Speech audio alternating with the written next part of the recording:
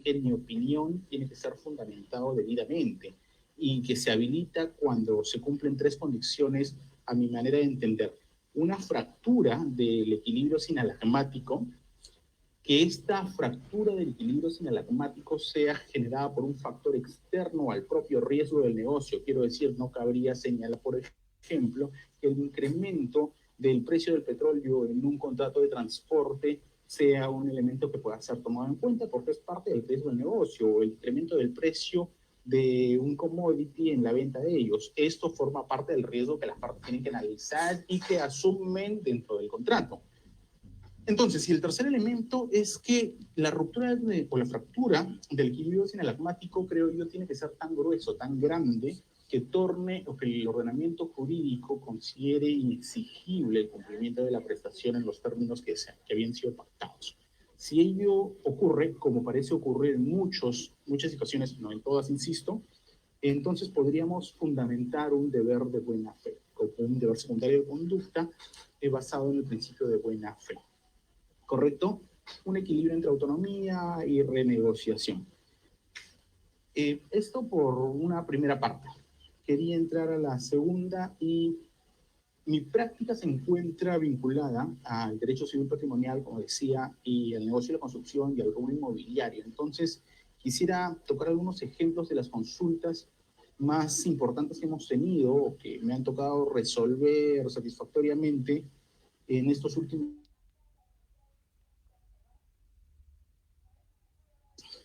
Que un contrato ahora prácticamente es 5 niveles que se tienen que realizar. Alcance, tiempo, costo, plazo y un elemento de seguridad. Si esos 5 se cumplen, estaremos ejecutando un proyecto de forma adecuada, podemos decirlo. ¿Cómo se pueden afectar ellos? Y se van a ver afectados, definitivamente. Ampliaciones de plazo, qué duda cabe. Adicionales de obra o modificaciones del precio. Disminuciones de rendimiento, también es importante. Y elevación de precios. Y con esto último empiezo. Hace unos días tuvimos la oportunidad de responder una consulta que nos llegaba y se intentaba trasladar el incremento del precio del cemento. Es cierto, el cemento ha sido incrementado el precio debido a toda esta crisis. Es comprensible que se incremente, pero habría que ver si realmente eso corresponde o da mérito a un incremento de esa partida. ¿Cuál es el tipo contractual? Fue lo primero que dijimos. Revisamos el contrato y nos encontramos, como puede entenderse, como es fácil de imaginar, ante un contrato bajo la modalidad de suma alzada, en la cual se había establecido específicamente que cualquier variación dentro de los productos, de los bienes que se van a destinar a la obra, los materiales, serían asumidos por el contratista. Por lo tanto, en este caso en particular, logramos que no se traslade ese costo debido a que el propio contrato había asumido un esquema particular de asignación de riesgos y responsabilidades. Y eso es súper importante. Tenemos que analizar cada contrato y ver si en él se ha establecido un mecanismo particular de asignación y riesgo de responsabilidades, y no es simplemente lo que diga mi Código Civil o lo que diga la doctrina. Entonces debemos ver si es que expresamente existen algunas condiciones o si se pueden entender de la propia lectura general de todo el contrato algún régimen especial. No es tan simple como aplico un artículo. En este caso, como dije, pudimos evitar que se traslade este costo. Otra consulta que fue muy curiosa porque se repitió en 3 oportunidades de 3 abogados bastante importantes. Me consultaban abogados que en sus estudios jurídicos les llegó esta consulta y los 3 me decían, oye, me quieren hacer un traslado de gastos generales. Todos querían hacer el traslado y en uno él quería trasladar los gastos generales porque su cliente se lo había dicho. Y cuando conversaba con él, dentro de la conversación le digo, oye, pero algo no sonaba bien. Y le digo, ¿tú qué entiendes por gastos generales? Y me dice, la verdad no lo sé. Y me quedé como frío. ¿Qué pasa? Entonces tenemos que entender exactamente de qué estamos hablando. Los abogados estamos acostumbrados a utilizar solamente las herramientas legales, pero tenemos que sentarnos con otras profesiones. Si queremos meternos a un negocio determinado, tenemos que hablar su idioma, por lo menos intentarlo. No quiero explayarme acá de qué cosas son los gastos generales, qué es un costo directo, qué es un costo indirecto. Digamos, en simple y haciendo un grueso y grosero resumen, los gastos generales son parte del costo indirecto y pueden ser fijos o variables, ¿correcto? Y dependerá, la posibilidad de pagarlos o no va a depender de qué tipo de gastos generales estamos hablando, si son fijos o variables y dentro de ellos exactamente qué partida.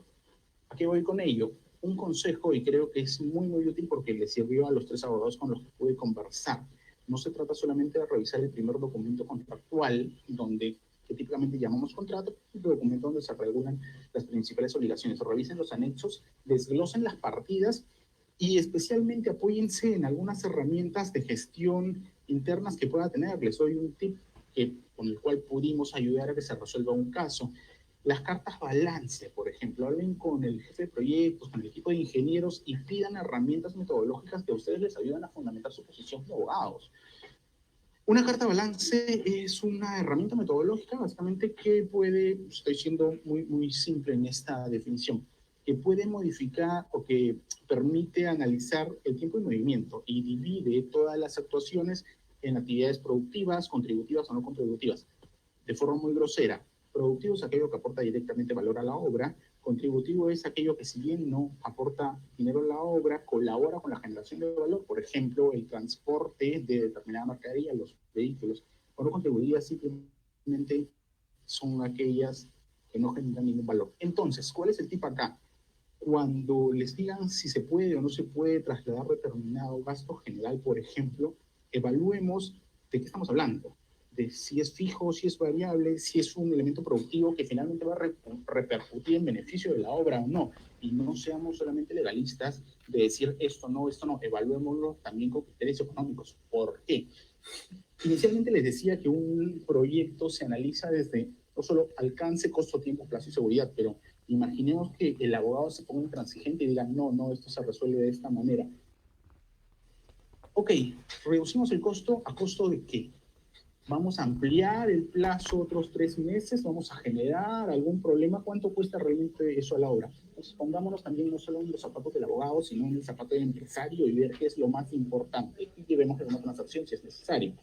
Entonces, es una herramienta como muchas otras herramientas metodológicas que ustedes deben utilizar, que nosotros debemos aprender a utilizar y que en este caso concreto nos sirvió en 3 oportunidades y en las 3 fueron bastante bien aceptadas y lograron los fines que queríamos. Otros ejemplos a veces más descabellados, tuvimos la oportunidad de asesorar en 2 contratos a una misma empresa que quería dar por terminado resolver un contrato porque consideraba que estábamos fuera del plazo, que nuestro cliente, que el contratista, estaba fuera del plazo de ejecución de la obra.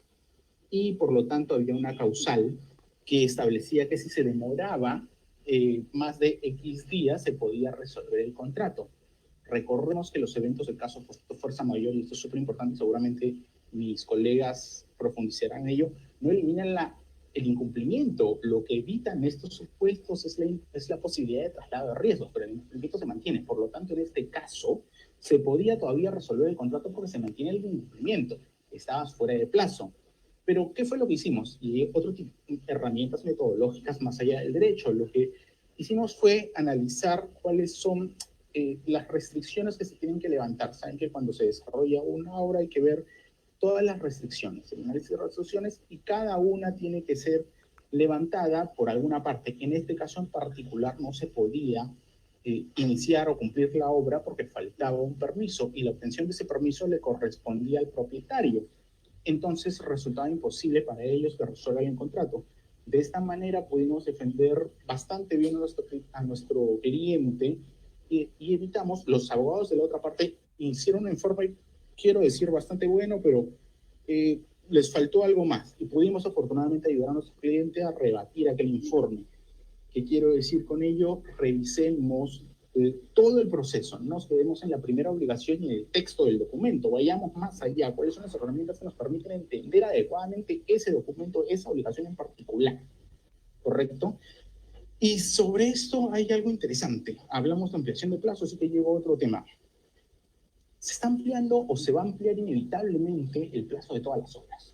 Por lo menos estamos en este momento hablando de construcción inmobiliaria, ¿ok? Otros tipos de construcciones merecen distintos análisis, pero en este momento me quiero centrar en productos inmobiliarios. Mucho se habla de que esto va a ser considerado o como fuerza mayor. Ok, sí, lo anterior, la imposibilidad, la inamovilidad social, es un supuesto de caso fortuito, la pandemia, y un supuesto de fuerza mayor, la imposibilidad de ejecutar obra. Pero lo que viene no podría ser considerado como un riesgo atribuible de fuerza mayor, es un riesgo normativo. Y eso no lo digo yo, eso está establecido en reiterada doctrina. Y, por ejemplo, les quiero dar solo un artículo para que tengan en cuenta. La Directiva 12-2017 OCCD, Gestión de Riesgos en la Planificación y la Ejecución de Obras, ya establecía ello dentro de su numeral 2.7. Diferencia claramente los riesgos derivados de eventos de fuerza mayor y caso fortuito de los riesgos regulatorios. Cada uno tiene un tratamiento distinto. Y no solo ello, también existen otros documentos, otros lineamientos, directrices que se pueden utilizar para interpretar si realmente debemos utilizar solamente quedarnos en un análisis de caso fortuito, fuerza mayor, o existen otras cosas. ¿Qué es lo que debemos entender con ellos? No quedarnos solamente en lo que generalmente escuchamos o leemos en las noticias más ligeras.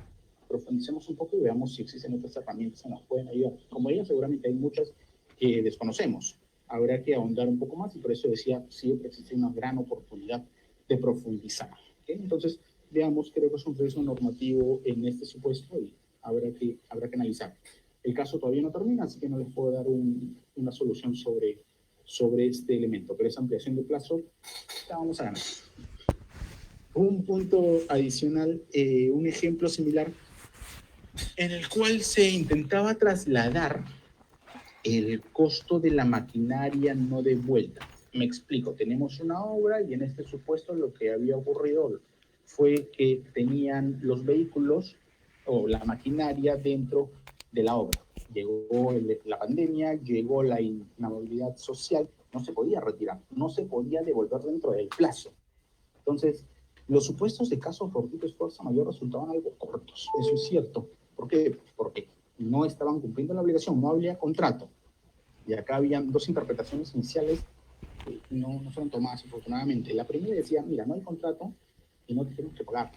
Y hasta ahí la gerencia legal de nuestro cliente estaba tranquilo, pero luego le llegó el informe de un estudio de abogados muy respetado en el que establecía que, ok, no se debe de pagar en función del incumplimiento de una obligación que ya no existe, que además no pueden trasladar los daños, sino en función de la teoría de enriquecimiento, porque señalaban que efectivamente esos bienes se habían quedado en propiedad de la inmobiliaria, ¿correcto? Y por lo tanto correspondía pagar un equivalente a los meses que habían estado en uso, en posesión de nuestro cliente. Hasta ahí el razonamiento parecía impecable, pero yendo un poco más a lo que es esta teoría, la teoría del enriquecimiento es un caso en este caso, justamente esta teoría lo que permite es compensar, ¿sí? Y compensar qué cosa puede ser o un incremento injustificado o el evitar una disminución en el patrimonio. Y en ese supuesto no se había generado ninguno de esos supuestos, porque no habían podido ser utilizados estos bienes para la producción. Siempre hubiese sido que simplemente no los hubieran entregado y seguían construyendo, por ejemplo. En este caso no podían utilizarlos, no había un enriquecimiento y por lo tanto pudimos rebatir de forma bastante simple la posición de la otra firma legal. Acá, por ejemplo, hay un ejemplo distinto que le tocó a mi colega atender. Él seguramente lo mencionará. Es un ejemplo en el que se analizaba la posibilidad de trasladar los costos erogados por el almacenaje y por mantener los containers en el puerto. Espero que él los comente un poco más, pero es un ejemplo en el que, por ejemplo, sí efectivamente se puede hacer un traslado en virtud de esta teoría. No en el caso que les digo, en el caso de obra, de maquinaria realizada en la obra. Pero bueno, es un elemento más que podrían tener en cuenta, porque así como este, estoy seguro que muchos deben tener muchas consultas, porque pasa bastante en el negocio. Finalmente, y para cerrar esta etapa, quiero hacer una recomendación. No se olviden que Indecopi ya estableció el año pasado, el 2019, una sanción de 123.6 UITs a una empresa inmobiliaria por la entrega tardía del inmueble. El fundamento de esta resolución es 212-2019 CC3, para quien esté interesado la puede revisar. El fundamento de ellos fue que no correspondía la entrega fuera de plazo con el criterio de idoneidad y calidad de los productos. Entonces, entregarlo, es cierto, de forma grosera, fuera del plazo establecido, ameritaba una sanción. En este caso creo que puede ser más simple. No obstante, es mejor que recomienden a sus clientes que comuniquen de forma sincera, transparente y directa las ampliaciones de plazo, cuáles van a ser las nuevas fechas. Lo que no puede pasar es que dentro de 1 año o 2 años Indecopi termine sancionando a sus clientes porque el abogado no fue diligente y no le comunicó cuáles son las acciones que debería de tomar. Entonces, háganlo. Nuestra práctica está enfocada en revisarlo.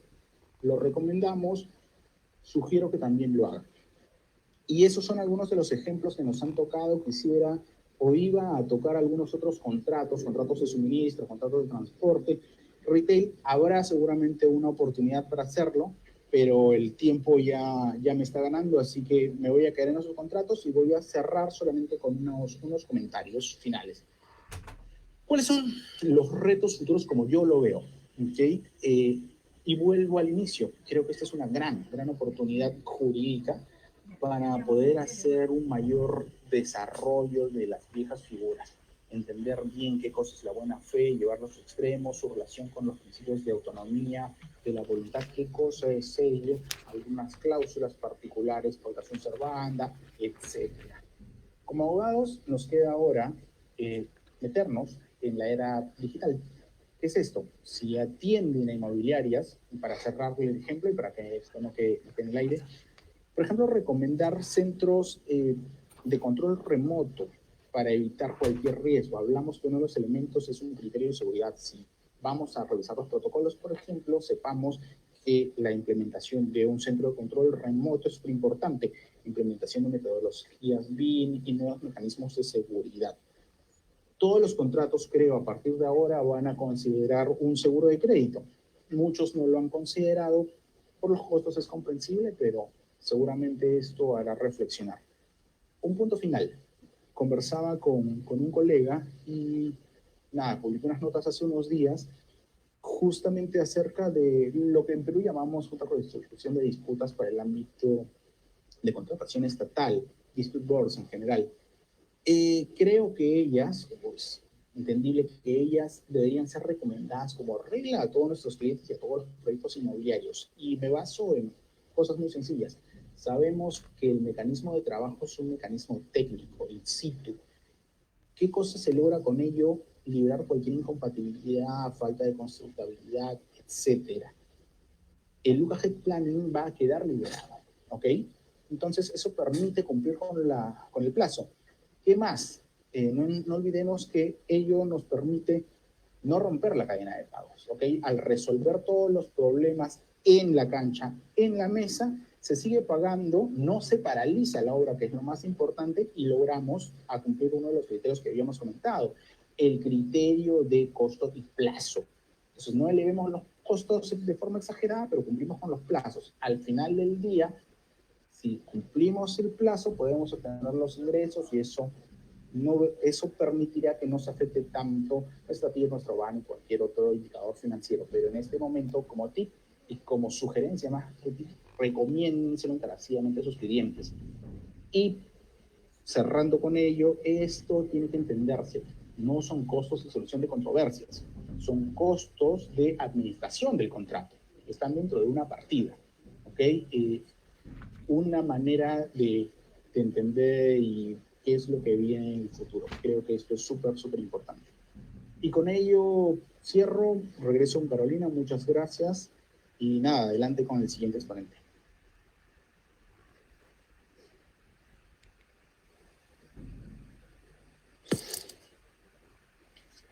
Gracias, Javier. Va a seguir con la exposición el doctor Carlos Martínez Paredes. Muchas gracias, Carolina. Bueno, es imposible no comentar la exposición de Javier. Muy buena exposición, Javier. Quisiera pronunciarme solamente sobre algunos puntos que has mencionado, no puedo evitarlo. Siempre es importante complementar la teoría legal y, bueno, el conocimiento jurídico que nosotros todos tenemos con determinadas herramientas, sobre todo en lo que viene a ser los proyectos de construcción, ¿no? Siempre nosotros como abogados tenemos que complementar, como tú bien lo dijiste, con las distintas áreas de proyecto de la empresa que nosotros estemos asesorando. Después de haber estado 3 años en el grupo ICE, en Proyectos de Infraestructura del Perú, realizando proyectos de construcción de torres de transmisión eléctrica y subestaciones, uno aprende que otra cosilla y ahí es donde nosotros tenemos que aprender a combinar básicamente la perfección con lo práctico, ¿no? Y siempre cuando nosotros resolvamos ese tipo de casos es importante ver qué mecanismos o qué herramientas de gestión utiliza cada proyecto en sí, ¿no? Los PEMIS o los PEMBOX, en fin, N tipo de herramientas que pueden existir y siempre es importante complementarlo con eso. Luego, otro tema que creo que podemos comentar es relacionado también al aspecto de construcción. Todos sabemos que ya estamos a punto de iniciar o de reiniciar nuevamente las actividades, ¿no? Pero un tema que no se ha tocado, sí es importante, el tema de lo que viene a ser el análisis del impacto del tiempo que afecta a la obra y demás, pero más que nada las soluciones, por ejemplo, del propio gobierno. Nosotros sabemos muy bien que en lo que viene a ser la reactivación de lo que es el sector de construcción, por ejemplo, se han establecido determinados protocolos ¿no? a nivel de sanitario que tienen que seguir, por ejemplo, todos aquellos que van a volver a iniciar la obra, ¿no?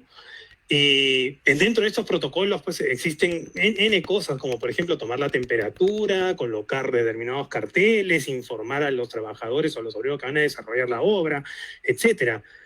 Pero creo que hasta ahora nadie ha tocado un aspecto importante, que es qué ocurre si es que sucede un rebrote. De acuerdo a las disposiciones sanitarias que han salido, es que si sale un rebrote, pues bueno, SUNAFIL va a poder paralizar la obra parcial o totalmente. Y la pregunta podría ser, ¿y quién asume eso? ¿Lo asume el contratista? ¿Lo asume el propietario, contratante o como deseen denominarlo, comitente, etcétera? Creo que eso es un aspecto importante que analizar. Luego, también un aspecto importante que mencionaste sobre los Dispute Board Resolutions y precisar un aspecto interesante que viene a ser de cómo es que surge todo esto, ¿no? Nosotros sabemos que, al menos a los que les gusta mucho el tema de la construcción, es cómo es que Inglaterra o el United Kingdom lo tiene bien explotado, o sea, bien desarrollado todo ese aspecto de derecho de la construcción, y surge con estos famosos ADRs, ¿no? Los adjudication. Y es precisamente lo que tú mencionaste, ¿no? Surge para efectivamente en estos proyectos de gran magnitud, no impedir que se logre romper la cadena de pago. Eso es muy importante. ¿Por qué? Porque no solamente el contratista no tiene por qué subvencionar la obra del contratante, y además sabemos que existe un cronograma que cumplir en base a nuestra ruta crítica, ¿no? Y bueno, pues lo importante es no paralizar las obras y dejar que el proyecto se siga desarrollando. Y por eso es que sí considero, al igual que tú, muy acertado, es que los Dispute Board Solutions son muy importantes porque nos permiten llegar a unos mecanismos de solución distintos a ingresar a un conflicto y paralizar la obra y no permitir que se siga desarrollando, ¿no? Esos temas solamente quería precisar y ahora sí voy con mi tema. Bueno, ya lo dijo Carolina. Yo lo que quiero decir es agradezco mucho la invitación y la oportunidad de participar hoy. Mi nombre es Carlos Martínez, soy asociado senior del Estudio Muñiz. Y antes de seguir con mi exposición, creo que es importante volver a resaltar que lo que yo opine hoy es algo que no vincula para nada al estudio donde yo trabajo, ¿no? Son opiniones totalmente personales y mi exposición se va a basar en lo siguiente. Voy a resumir un contexto general de dónde estamos actualmente en una discusión que se llevó a cabo en la comunidad jurídica de Perú y comentar algunas de las posiciones que he considerado relevantes, ¿no? Hay muchas posiciones, he elegido unas cuantas, ¿no? Y luego voy a dar mi opinión respecto a cada una de ellas. Para ponernos en contexto, se puede decir que ya superamos la primera etapa del desorden. Como todos recordarán, en el momento en que se dictaron estas medidas del gobierno y se generaron determinados inconvenientes en la ejecución de los contratos, muchos abogados publicaron distintas opiniones en medios y redes sociales. Primero, como ya lo dijo Carolina, varios opinaron o dieron a entender que por ser medidas de gobierno esto calificaba como fuerza mayor y que excusaba de manera generalizada el incumplimiento del contrato sin responsabilidad. Y esto lo hicieron sin hacer determinados disclaimers, ¿no? Y disclaimers sobre el hecho de que para que esta figura pueda invocarse debe analizarse siempre caso por caso. Luego, otros desempolvaron la figura de la excesiva onerosidad de la prestación para tratar de dar solución a una problemática que comenzó con los contratos de arrendamiento, sobre todo en los de local comercial y oficinas, para luego extenderlos a otros tipos contractuales, como servicios y demás. Al igual que Javier, no voy a ingresar a explicar esta figura porque yo creo que esto de acá ya se agotó en los meses anteriores, ¿no? Pero sí quiero recordar a todos los que nos ven que el análisis para determinar si una figura aplica o no debe hacerse en función a caso por caso, tiene que hacerse en caso en concreto. No puede aplicarse de manera general porque existen distintas aristas que uno tiene que analizar y van a variar de todas maneras la conclusión. Bueno, conforme pasó el tiempo se fueron aclarando ciertos conceptos de estas figuras y quedó claro que ya quedó claro para la mayoría que no siempre aplicará la exoneración de responsabilidad por fuerza mayor, sino que dependerá del análisis del caso en concreto y que, acá quiero precisar algo que dijo Carolina, ella dijo que podría aplicarse lo que es exención de onerosidad de prestación. Yo creo que es casi imposible que aplique la figura de la excesiva onerosidad. Y digo casi imposible porque es bien difícil, pero no imposible, ¿no? Pero hasta ahora el momento, de lo que yo he revisado, de lo que he podido ver, de lo que he escuchado, es que no encuentro una figura que pueda aplicarse a una excepción de la de prestación como lo regula nuestro código. También se aclaró que parte de la problemática que se presentó en una porción del universo de los contratos que se veían afectados por la medida del gobierno coincidía con figuras que el legislador peruano no reguló, pero sí habían sido reguladas por la experiencia extranjera. Y estoy hablando específicamente de parte de la doctrina de la frustration que se ha desarrollado en el common law, o como también la figura de la frustración del fin, la frustración de la causa o la base del negocio en países del derecho continental. Así podríamos decir que actualmente la discusión es que si a partir del principio pacta sunt servanda se pueden aceptar que se apliquen remedios que no están tipificados en el Código Civil. Es decir, recurrir a otros remedios no previstos en la ley distintos al de la imposibilidad sobreviniente y distinto al de la excesiva onerosidad de la prestación. Y podemos decir que actualmente hay dos bloques. Algunos creen que es posible dar una solución a través de la aplicación por analogía o del principio de la buena fe, o que algunos artículos del Código Civil regulan la figura de frustración del contrato de manera encubierta. Otros tajantemente dicen que si el remedio o la figura no está en el código, no debería pretenderse trasladar el peso económico vía analogía o al amparo de cualquier otro principio. Y es precisamente en esto último donde yo creo que estaría la carne tierna, por así decirlo, ¿no? No me he dado el tiempo de escuchar a toda la comunidad jurídica, me he concentrado en escuchar la opinión de profesores específicos y es sobre estas opiniones que me voy a centrar para finalmente, de manera humilde, dar mi opinión. Vamos a comenzar con las opiniones que dicen no, ¿no? Y vamos por orden de jerarquía, por así decirlo.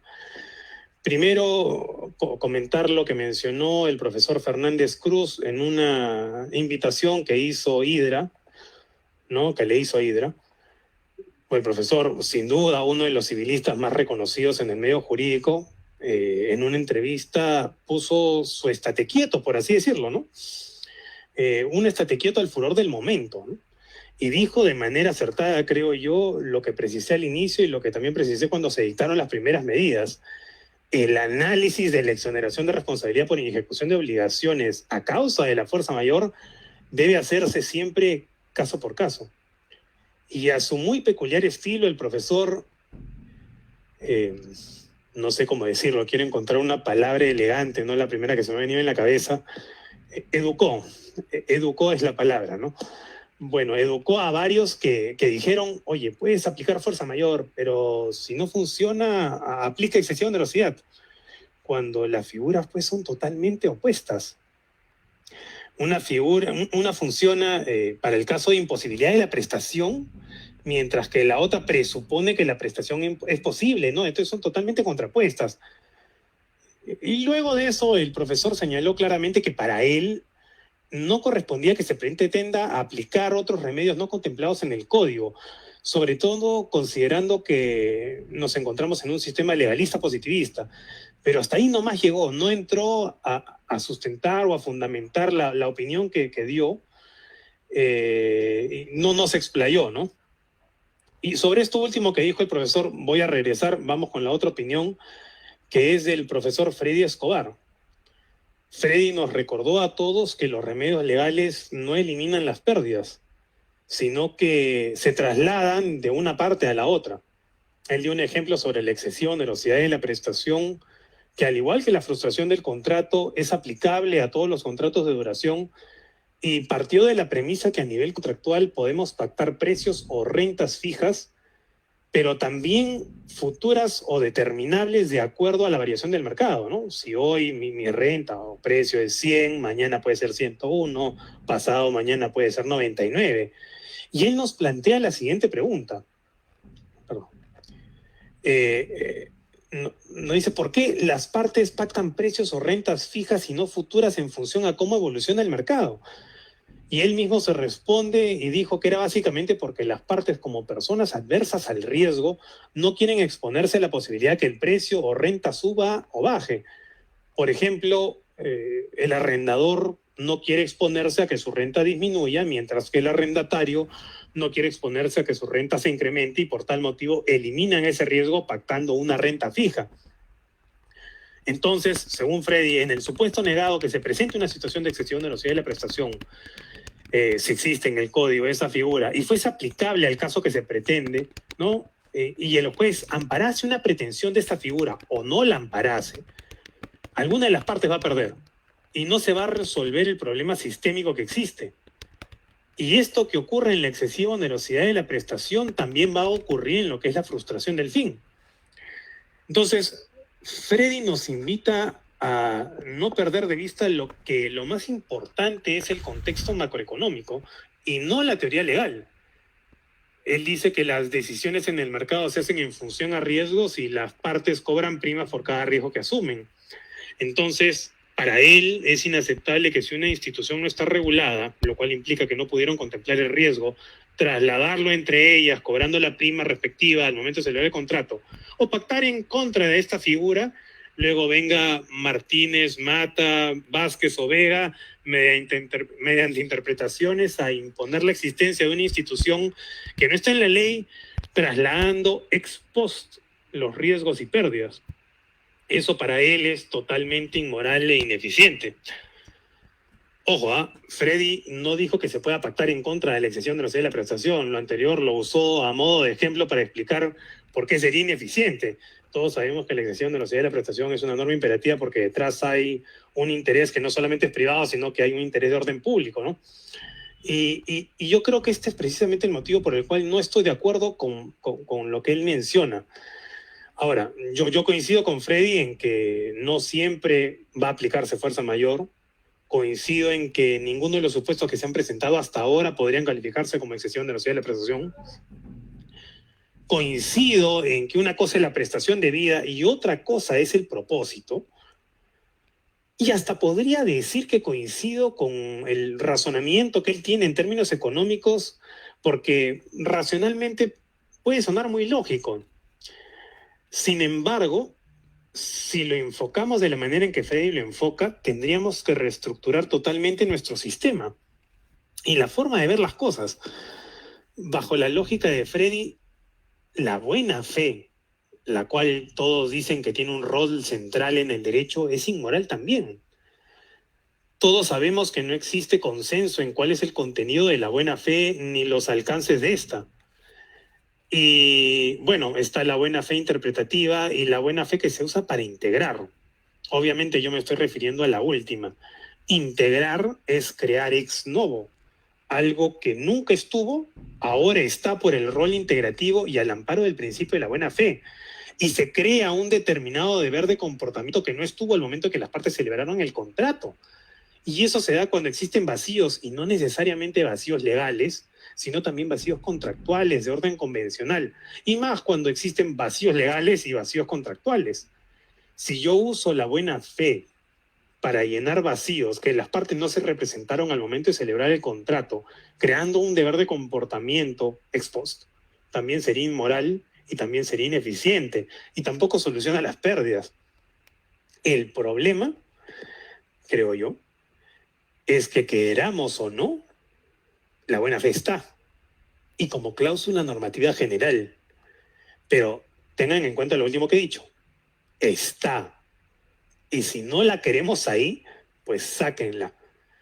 Es como la posición del profesor Fernández Cruz con relación a la función principal de la cláusula penal. Él escribió un libro pequeño, pero muy rico en contenido, muy interesante, brillante la exposición del profesor Fernández, y sustentó cómo es que debería entenderse el reemplazo de la tutela resarcitoria por la tutela del incumplimiento cuando se pacta una cláusula penal. Pero lo concreto, desde mi punto de vista, es que acá no funciona así. Acá se ha entendido que está muy relacionada a lo que viene a ser la tutela resarcitoria y que van a aplicar determinados criterios aplicables a la tutela resarcitoria. Y yo creo que es por eso que en el proyecto de reforma se propone la modificación a determinados artículos del código relacionados a la cláusula penal para que se pueda comprender este reemplazo de tutela que propone el profesor Fernández. Entonces, a lo que quiero llegar es que puede que muchos, en algunos casos, coincidamos con la crítica de algunas personas hacia determinadas figuras y puede que existan cosas que mejorar, que de hecho las hay. Pero lo concreto es que más allá de las críticas, si nuestro sistema está estructurado de una manera, debemos seguirlo hasta que eso cambie. En el Perú, al menos, en el ámbito de derecho civil patrimonial, hay 48 menciones del concepto de buena fe y 15 menciones al concepto de mala fe. Por eso, aquellos que sostienen la muerte del principio de buena fe no podrían eliminarlos, es que el legislador no borra todas estas menciones. Pero pasemos a las posiciones que dicen no. Y comencemos nuevamente por orden de jerarquías al profesor Luciano Barqui. El profesor Barqui, cuando expuso en un webinar que lo invitaron, mencionó o explicó algo de conocimiento general cuando nos referimos a la decisión de onerosidad de la prestación. La onerosidad, como todos saben, puede ser directa cuando la prestación que se debe cumplir se torna demasiado onerosa, pero también puede ser onerosidad indirecta, que es cuando la contraprestación que recibimos pierde su valor, el famoso envelecimiento de la contraprestación. Y bueno, Luciano mencionó, o mejor dicho, dio a entender que la frustración del negocio podía verse incorporada en el supuesto de onerosidad indirecta. Pero allí se quedó. Lamentablemente el profesor Barqui no terminó su idea, le faltó tiempo y le dieron paso inmediato a Roxana Jiménez. Pero, y bueno, por ese motivo lo único que puedo hacer es opinar sobre esto último que dijo el profesor Barqui, ¿no? Y como repito, quiero dar el disclaimer, el profesor no tuvo tiempo para dar la explicación o el sustento de qué cosa es lo que había sustentado, de lo que había firmado. Y quiero decir que esta vez discrepo con lo último que mencionó el profesor. Y el motivo es que mi posición se alinea con una reflexión a la cual nos invitó Gilberto Mendoza en un congreso organizado por la PUC a inicios del 2019. En su reflexión, Gilberto nos colocó un ejemplo real. Años atrás se había mostrado, había salido una publicidad de un producto en la cual decía: poderoso insecticida mata todos los insectos del hogar para siempre.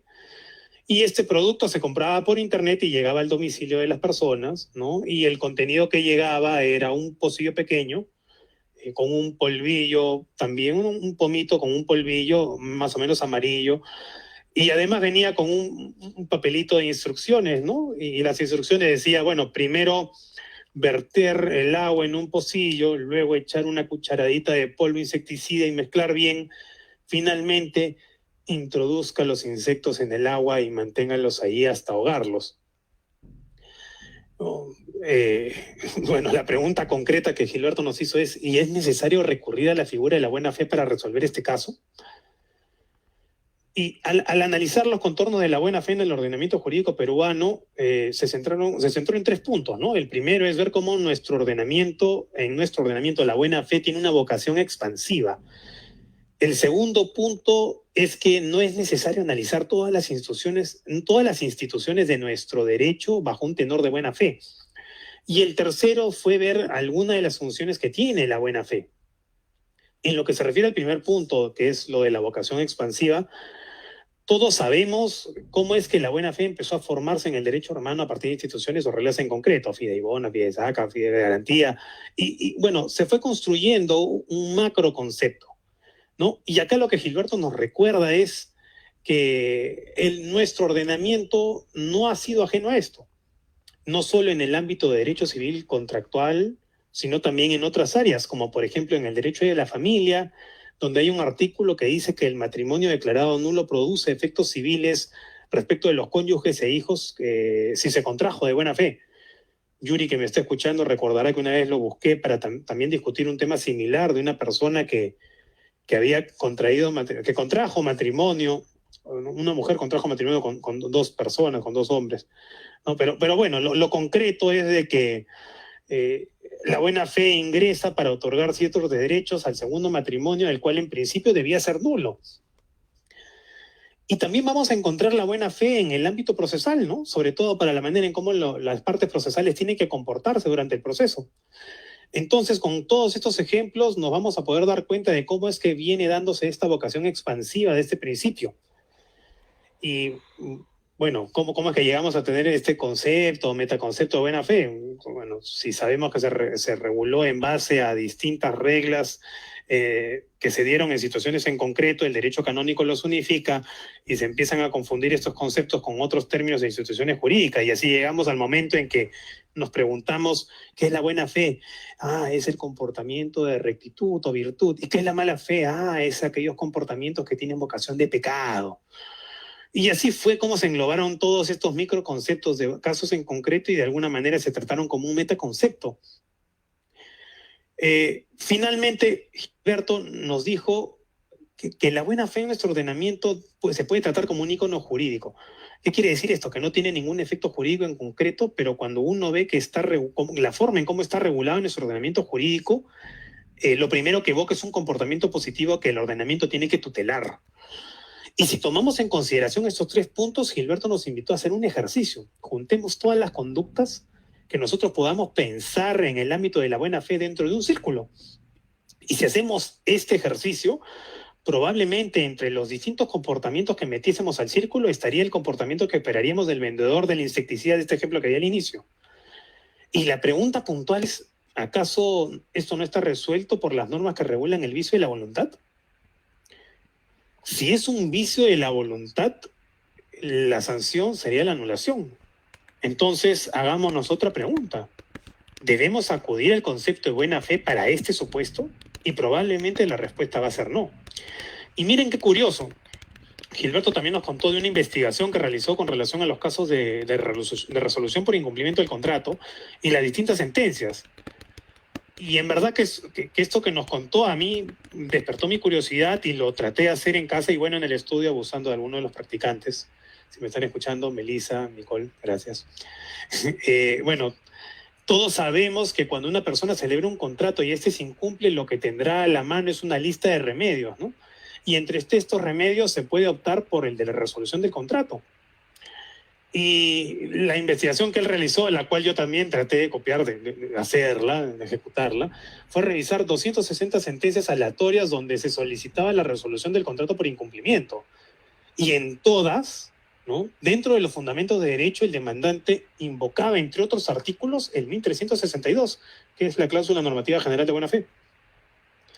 Y de todas estas sentencias, solo 12 en la parte resolutiva mencionaron el 1362. Pero ninguna dijo el por qué es que era útil este artículo, ni tampoco cuál era la sanción. Y es obvio, porque la sanción va a ser la resolución del contrato o en su defecto también aplicar el 1321 del Código Civil e indemnización por daños y perjuicios, ¿no? Pero no la cláusula normativa general. Y en lo que yo realicé en la investigación, que también me ayudaron los practicantes, es que sí, efectivamente, pues muchos mencionan este artículo y en verdad no especifican qué cosa o para qué sirve. Y lo que podríamos que concluir, pues, es en verdad de que existen situaciones en las que no es necesario acudir a la cláusula normativa general de buena fe porque existen supuestos específicos que tienen regulación propia. Y con esto deberíamos plantearnos la pregunta, ¿no? Entonces, ¿qué utilidad podríamos darle a esta cláusula normativa general? ¿Qué cosa es lo que encierra? Y al igual que Gilberto, yo creo que es en todos aquellos supuestos en los cuales pues no tienen tutela, como por ejemplo en un webinar, en un congreso que dio el profesor Rómulo Morales, hablaba de las obligaciones postcontractuales. Sabemos que están las precontractuales, las contractuales, etcétera, pero no postcontractuales. Y ahí, digo, pues podemos aglomerar o agrupar pues obligaciones postcontractuales en este principio o cláusula normativa general de buena fe. O ver a la buena fe como una limitación a la potestad de ejercer el derecho potestativo de resolución por incumplimiento en caso de incumplimientos de escasa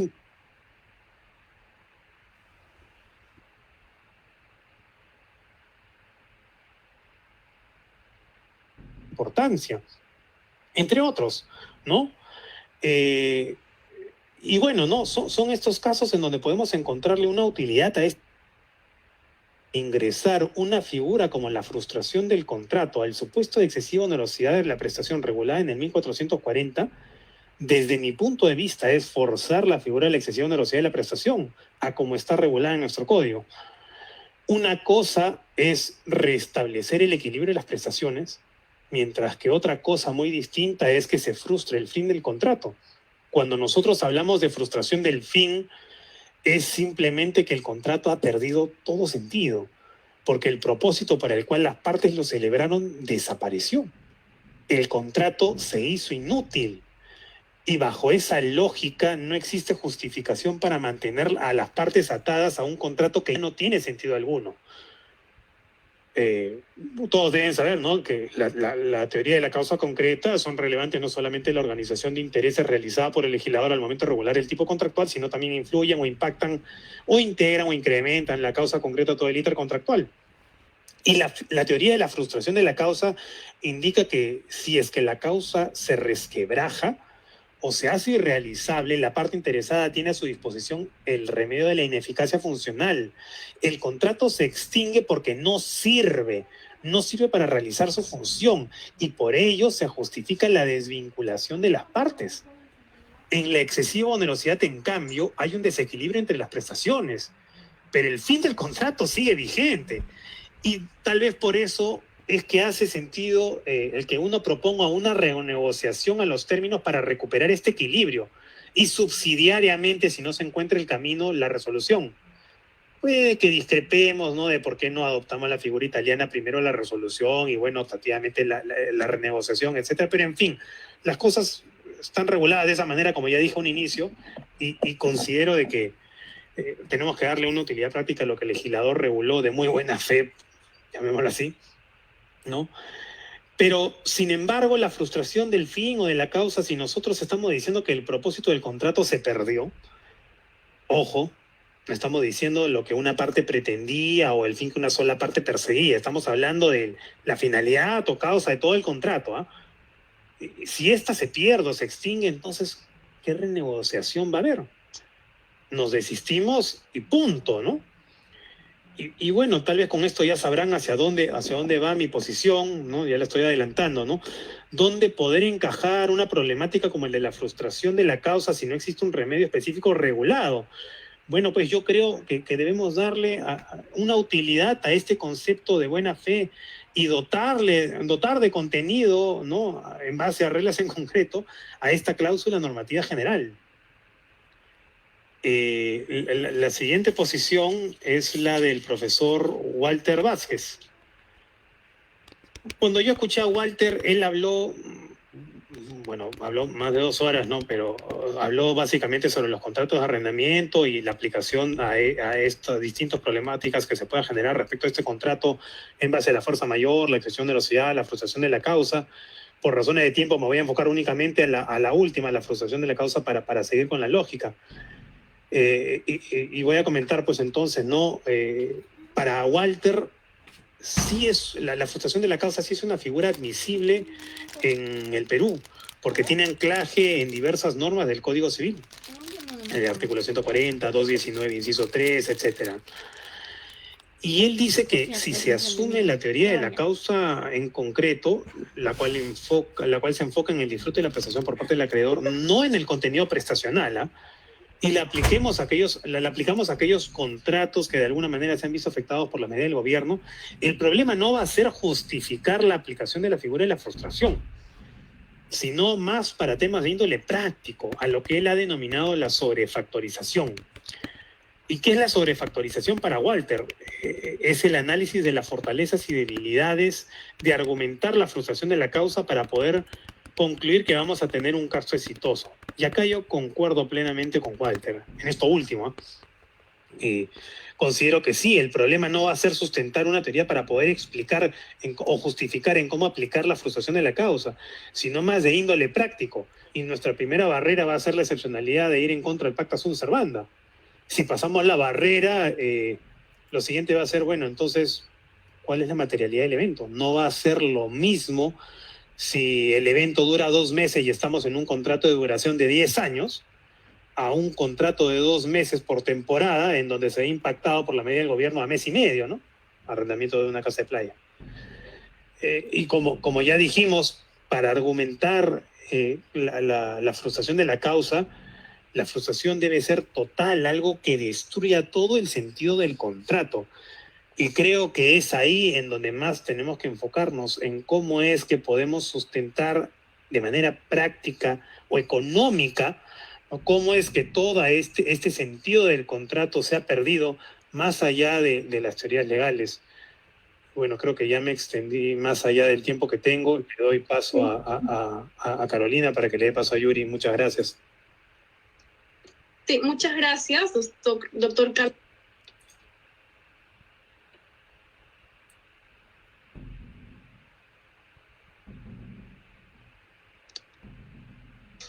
Yuri, creo que tú tomas la... Carolina, sí, parece que nos ha dejado por unos segundos, Carolina.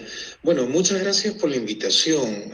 La verdad, en todas estas semanas he estado muy atento de los webinars dedicados al tema de los remedios contractuales, que han sido no pocos, en donde hemos visto que un número creciente de abogados, de profesores, han ido emitiendo sus distintas opiniones a lo largo de este tiempo.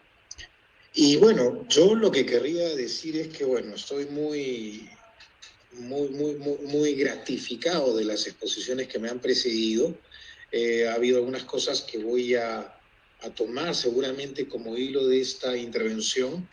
Intentaré no explayarme mucho, dado el tiempo que ha transcurrido, así que voy a centrar un poco los puntos de mi exposición. A diferencia de otros expositores en otro webinar, yo no soy de aquellos que considere que las instituciones que ofrece el código, que el código arbitra a los particulares, tengan que aplicarse químicamente puras. Yo siempre he creído que lo que el orden jurídico pone a disposición de los particulares es un conjunto de alternativas. Y como a veces lo he dicho, casi como bromeando, pero que creo de manera convencida en ello, las reglas no solamente están dadas para que uno las observe. Las instituciones no solamente se proponen para que uno las utilice, sino también para que juegue con ellas. Y cuando digo esto es porque estoy absolutamente convencido que esta pandemia ha generado y posiblemente generará casos en los cuales sí creo de manera convencida que será posible aplicar la figura de la fuerza mayor, la figura de la excesiva onerosidad, o bien alguna otra institución o principio, como el principio general de la buena fe, pero que requiere de algún nivel adicional de concreción o de análisis. Ahora me voy a referir a algunas cosas de las que dijo Javier y las que dijo Carlos, pero solamente por tirar sobre la mesa algunos ejemplos.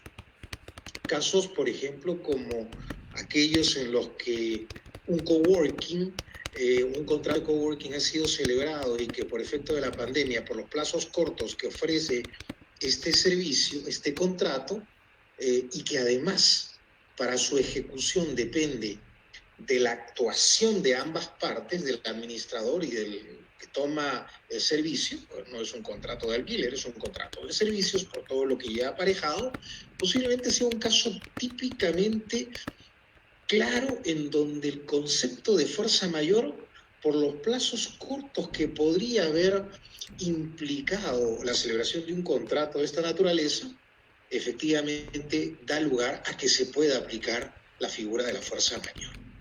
O la celebración de algún evento que fue cancelado inclusive antes de la pandemia y de la cuarentena, como consecuencia de alguna norma transitoria que hubo por allí, en la que el gobierno prohibió las concentraciones mayor a 300 personas. Y como este caso, habrá otros en los cuales la idea o la figura de la fuerza mayor posiblemente no será aplicable. Por eso los expositores que me han precedido han sido muy prudentes en decir que esto hay que analizarlo caso por caso, lo cual implica de alguna manera que no estamos ante verdades absolutas, diga quien las diga, sino que hay que analizar caso por caso para saber cuál institución es aquella que podría ser aplicable a un caso específico.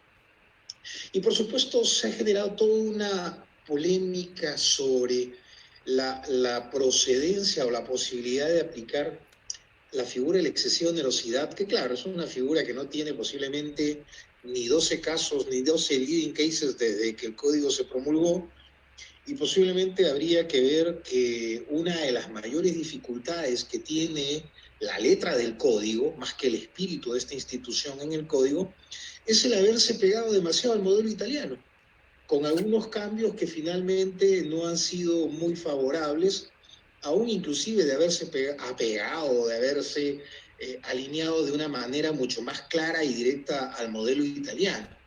Creo que nos dejamos embelesar un poco por la influencia del Código del 42 y nos dimos cuenta que habían otras cosas que se podría haber mirado en la experiencia extranjera. Y en el año 42 estaba consolidada la figura de la frustración del fin del contrato en Inglaterra, y en los Estados Unidos, desde el Restatement First of Contract, que fue redactado por Samuel Williston, ya la teoría de la imposibilidad había llevado a la figura de la impracticabilidad, sobre la que voy a tener en unos pocos minutos.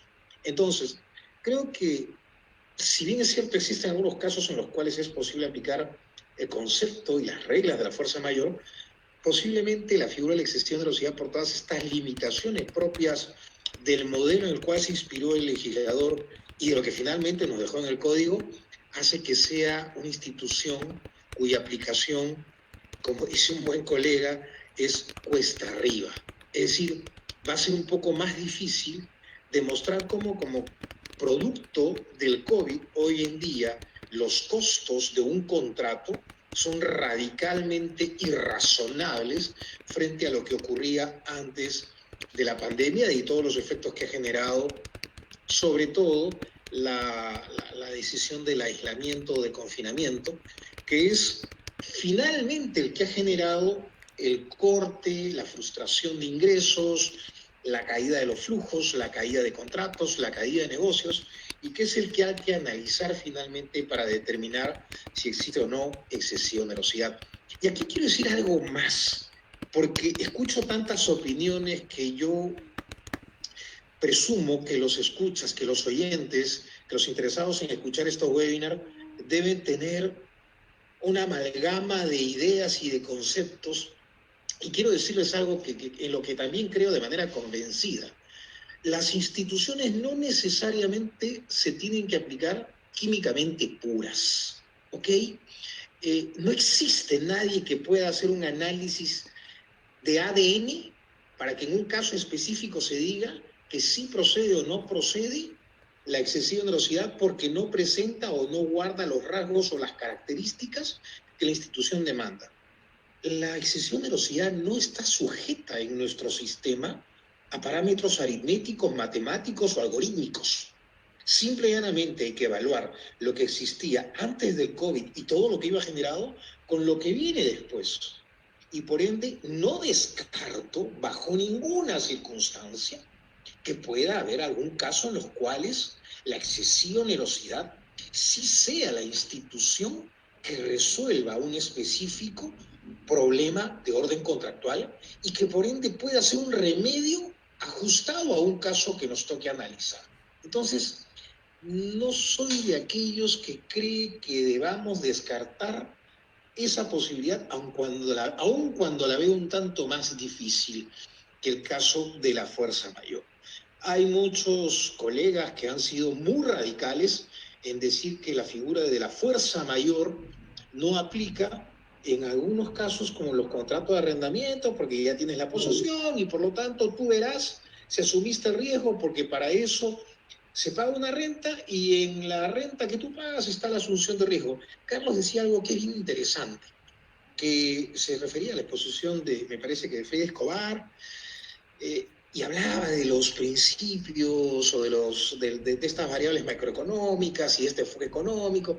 Los americanos, y me refiero a la doctrina no adscrita a ninguna escuela, los contractualistas americanos, cuando analizan el fenómeno de la frustración del fin de contrato, la impracticabilidad o la imposibilidad, siempre dicen que los precios son una forma de asumir el riesgo y que cuando los precios son fijos es porque aquel que lo ha determinado, pactado y consentido sabe perfectamente que entre el precio que pacta y el precio que existirá al momento de la entrega del bien habrá una fluctuación que asume, pero que la asume en condiciones normales.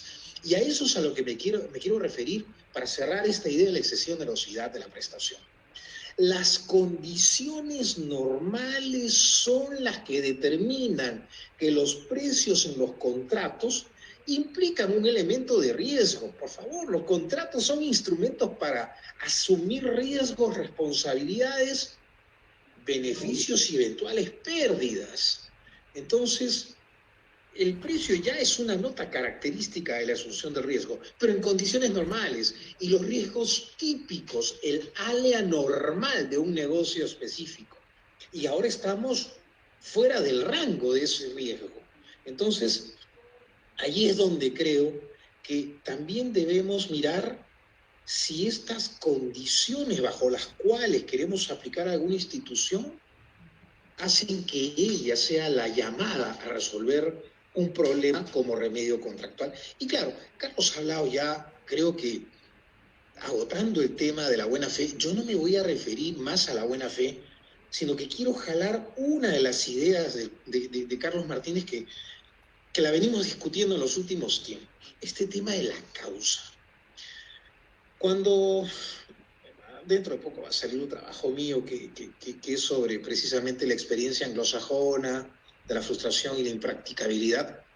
Cuando leía a un autor que siempre me ha gustado, Gunther Trittel, que es un contractualista inglés, él, al referirse a los contratos de arrendamiento o por los cuales se toma un inmueble, él dice: a mí no solamente me interesa tener un interés sobre la tierra, estos interests of land o land o inland de los ingleses en su derecho inmobiliario, sino que me interesa que ese derecho se traduzca en una explotación puntual de ese bien.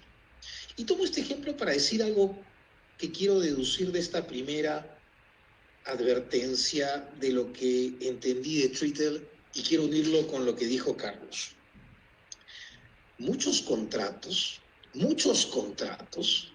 son causalizados y no lo advertimos. ¿Y por qué digo esto? Porque la causa es el fin práctico que las partes persiguen con la celebración de un contrato. No hablo de los motivos. Y es más, digo que ni siquiera pongo sobre la mesa el tema de los motivos, porque el fin práctico significa ese propósito por el cual las partes consienten y se unen para celebrar y forjar este contrato. Y en muchos contratos esto es expreso. A veces se dice, los motivos son individuales, la causa, el fin pragmático, esa intención práctica al final tiene que ser conocida por ambas. ¿Y acaso no lo es en un contrato de arrendamiento de un local comercial?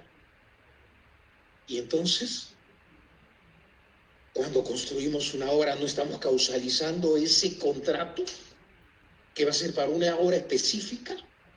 Y me pregunto, si sabemos que se va a celebrar un contrato para un fin específico, y sobre todo gracias a la explotación del bien que yo recibo a través de ese contrato, es que voy a tener los flujos para pagar la renta, ¿acaso no hemos causalizado el contrato?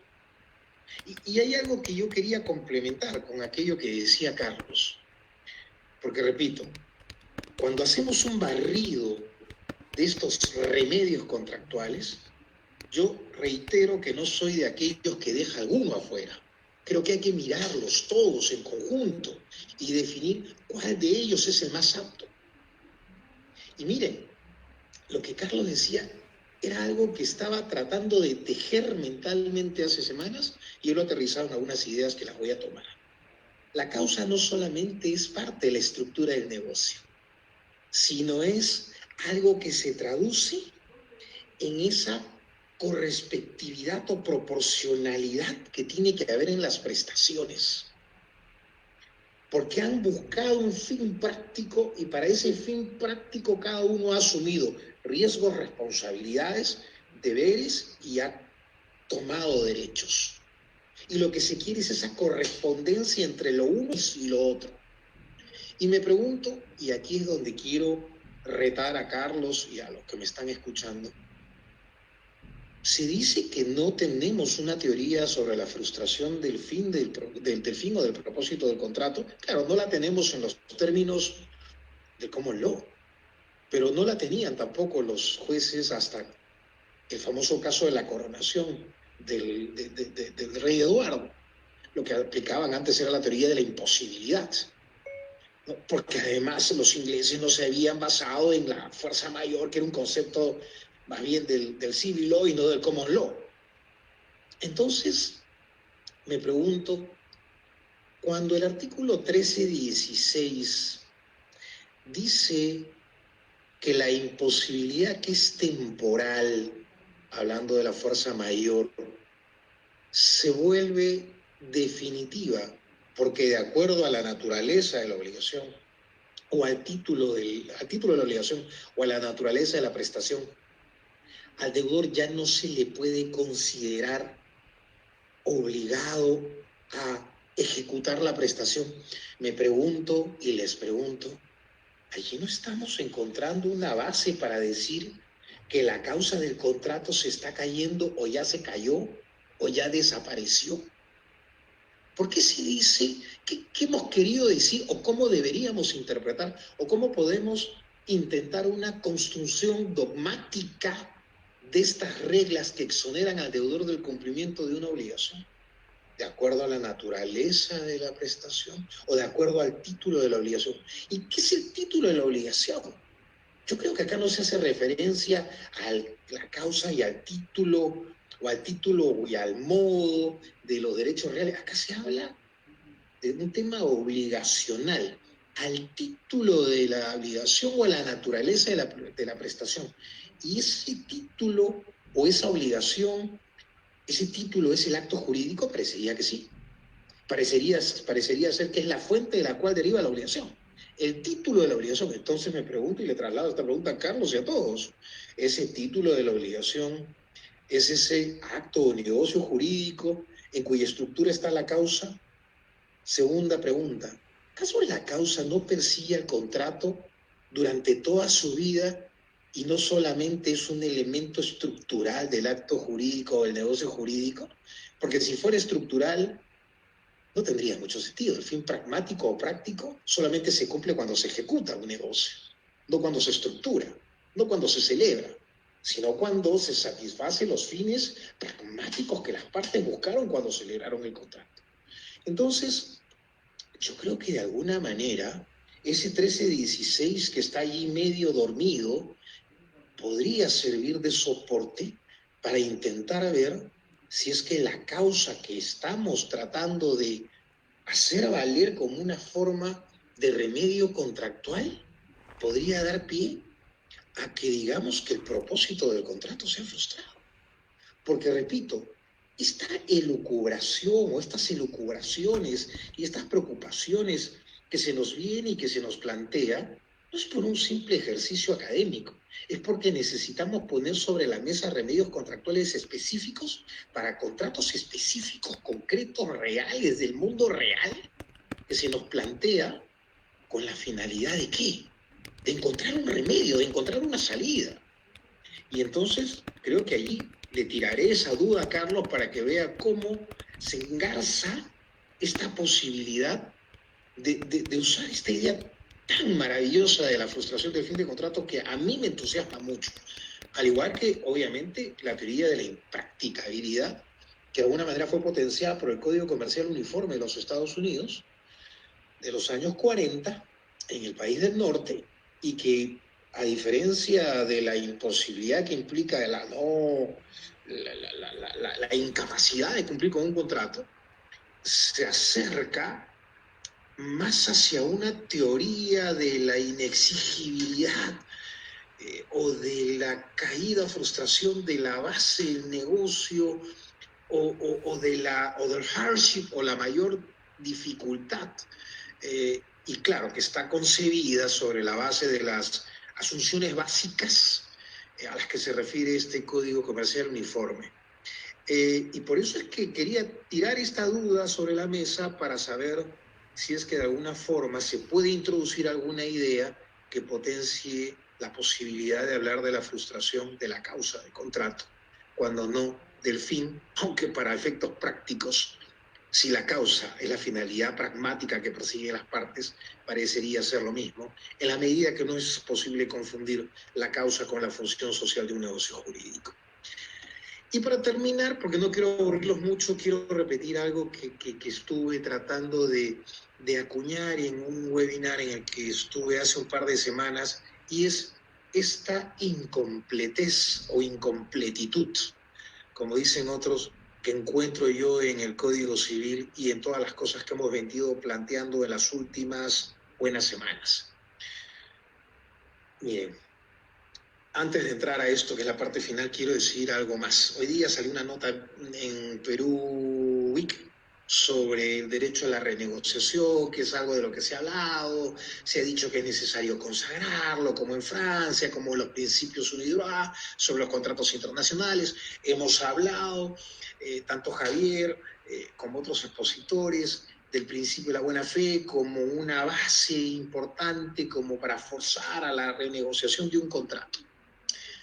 Yo creo que sí, que la buena fe implica lealtad, implica transparencia, implica protección de la persona y de los intereses de la contraparte.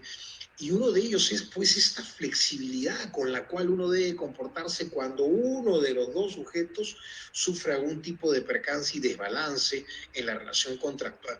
O sea que yo creo que es un basamento interesante para plantear una renegociación. Sin embargo, quiero cerrar esta parte con dos ideas y entrar ya al final.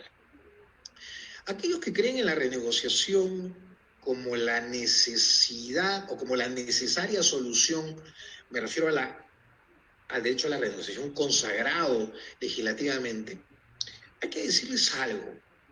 Francia puede tener una norma sobre la renegociación en su código a partir del año 2016, con algunos precedentes de la Corte de Casación de ese país, pero hay algo que es muy cierto. Si las partes no se ponen de acuerdo, terminan ante el juez. Y la excesiva onerosidad, cuando realmente existe y uno la plantea, es para forzar una negociación. Y por eso repito, las reglas y las instituciones que arbitra el código nos permiten jugar con alguna solución o con algún medio. Si la contraparte no quiere negociar y tenemos la opción de ir a una acción de excesiva onerosidad, a nadie le agrada ir a un proceso judicial, inclusive arbitral, porque una renegociación es mucho mejor, dependiendo de los costes y de los tiempos que estén involucrados. Pero la renegociación al estilo francés puede terminar en un proceso judicial. pero tampoco es la gran solución, ¿no es cierto? O puede terminar un arbitraje, entonces tampoco es la panacea, tampoco es la mejor del mejor de los remedios. No, es un instrumento más, es una herramienta más, y podemos forzar una negociación intentando el uso de alguna otra institución que el orden jurídico arbitre. Claro, en la medida que no estemos jugando por jugar, el ejercicio y el uso de estas instituciones tiene que ser serio y sin que tenga que cumplirse con requisitos puramente químicos como he sostenido, hay que analizar las probabilidades del éxito de su aplicación.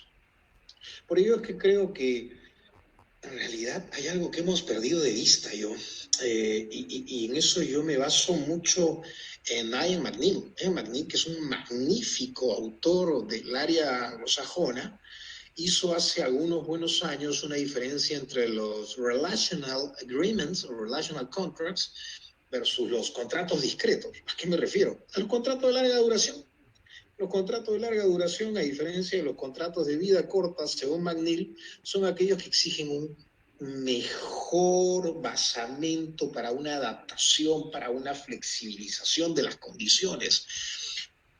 Porque en los contratos de vida corta, la fijación de un precio o de una prestación corre menos riesgo. En los contratos de larga duración o de larga vida, los riesgos asociados a la fijación de precios o a su actualización no necesariamente son internalizados de manera perfecta precisamente por lo largo o lo extenso de la vida del contrato. Y es por ello que, como dice McNeill, estos contratos más se parecen a una asociación o a un matrimonio.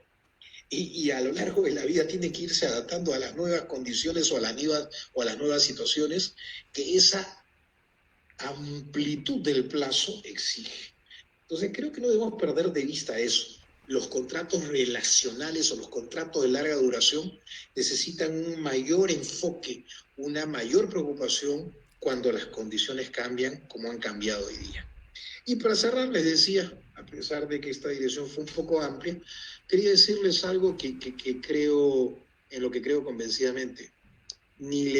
Quizá la excesiva onerosidad más que la fuerza mayor. La excesiva onerosidad quizá ofrece una salida que es o el replanteo, o la reducción, o el aumento de la contraprestación, o la reducción de la prestación propia, o simplemente la resolución. La fuerza mayor lo que permite es exonerarse de responsabilidad y, llegado el momento, separarse del contrato.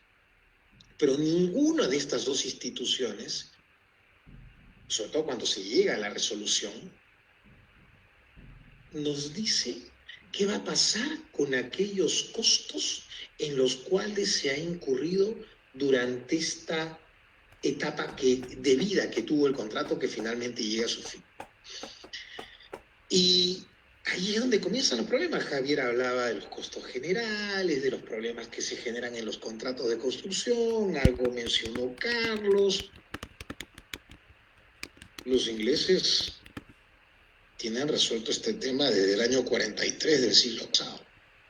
Después de las discusiones sobre la frustración del fin o del propósito del contrato, en el año 43 el Parlamento inglés sancionó una ley del año 43, repito, llamada la Ley de la Frustración del Fin, Frustration Act, en la que se dice que cuando los contratos llegan a su fin, hay que analizar qué han hecho las partes hasta ese momento, en qué costos han incurrido hasta ese instante, para determinar cómo se distribuyen. Inclusive es posible que puedan haber habido costos que se han asumido en beneficio de la otra parte, que la otra parte tendrá que reintegrarlos, aun cuando quien los reintegre no haya asumido o no haya recibido ningún beneficio. Y eso es algo que he tratado de transmitir durante todas estas semanas a quienes muchas veces han buscado nuestro asesoramiento para decirme, mira, yo no he recibido servicio y no tengo que pagar nada. Sí, pero mientras esperaba que termine la cuarentena, ha habido un conjunto de costos que se han asumido en tu beneficio, en tu interés. Y quien los asumió no podía alocar esos costos en otro proyecto, porque está paralizado, porque no puede hacer nada. Entonces, hay que reconocer que hay una discusión pendiente sobre costos y beneficios. que se tiene que asumir cuando finalmente se decide ponerle fin al contrato o atacar aquella situación que se ha presentado durante las paralizaciones. Los americanos también han resuelto esto de una manera muy similar a los ingleses.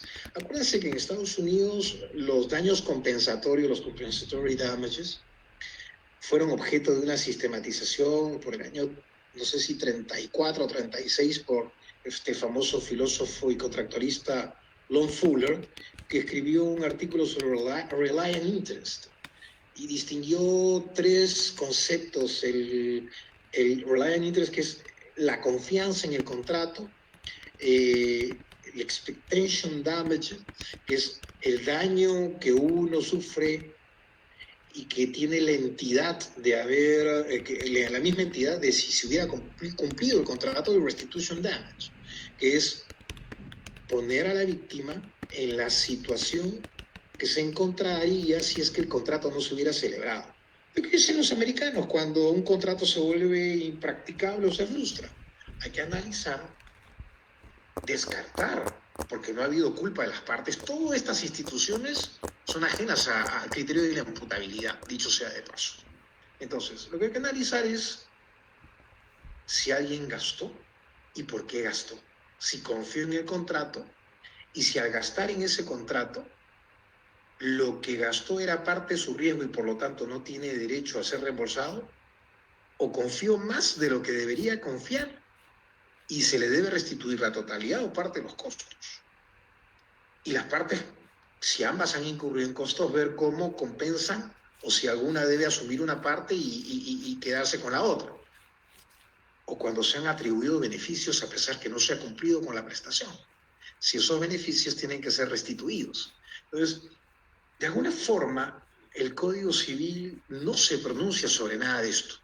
La doctrina del Civil Law tampoco dice nada de esto cuando estudia estas instituciones, especialmente la fuerza mayor o el caso fortuito. No dicen nada. Simplemente dicen, se termina el contrato, la responsabilidad, si se prolonga demasiado, entonces también se tendrá que considerar que ese contrato ya no tiene posibilidad de seguir vivo, pero poco se ha dicho sobre las formas como se deben resolver las consecuencias de la aplicación de una de estas figuras. Los invito a que miren esto, vean esta experiencia, es sumamente interesante y creo que aporta muchas pautas y reglas que podríamos nosotros tener en consideración al momento de atacar o enfocarnos en qué remedio deberíamos darle a un contrato que sufre las consecuencias del COVID. No los aburro más. Gracias, chicos, por la invitación. Y bueno, a su disposición para cualquier duda o para cualquier otra oportunidad. Gracias a mis colegas que han compartido conmigo este panel, estas exposiciones, y buenas noches. Muchas gracias. Damos las gracias al doctor Yuri Vega Mere por su interesante ponencia. Y ahora vamos a pasar a resolver algunas preguntas realizadas por el público. En primer lugar, tenemos la pregunta de Alison Alarcón, que señala, para el penúltimo ponente, usted señala que no se podrá aplicar la excesiva onerosidad de la prestación. Si esto es así, ¿por qué dicha figura ha sido la alternativa propuesta por muchos abogados? ¿Qué tal? Yo indiqué que es casi imposible que se presente la excesiva onerosidad de la prestación en las situaciones que se han presentado en este momento. No he dicho imposible. Y básicamente el motivo por el cual considero esto es porque definitivamente no se han presentado los requisitos para que esta figura se pueda conllevar. Un ejemplo básico es el de los contratos de arrendamiento. Si nosotros vamos a los contratos de arrendamiento de los locales comerciales y analizamos, al menos yo tengo la experiencia de haber asesorado a varias empresas en ese sentido, ¿no? Un contrato de local comercial se suscribe por unos 5, 10, 8, 10 años, ¿no es cierto? Y vamos pactando un incremento de la renta fija mensualmente, etcétera, por cada año, conforme vaya pasando el tiempo. Y lo concreto es, se presenta una situación como la que tenemos ahora, ¿no? Llega el COVID y no se puede desarrollar o no se puede disfrutar del bien de la manera en cómo se habían proyectado las partes al momento de celebrar el contrato.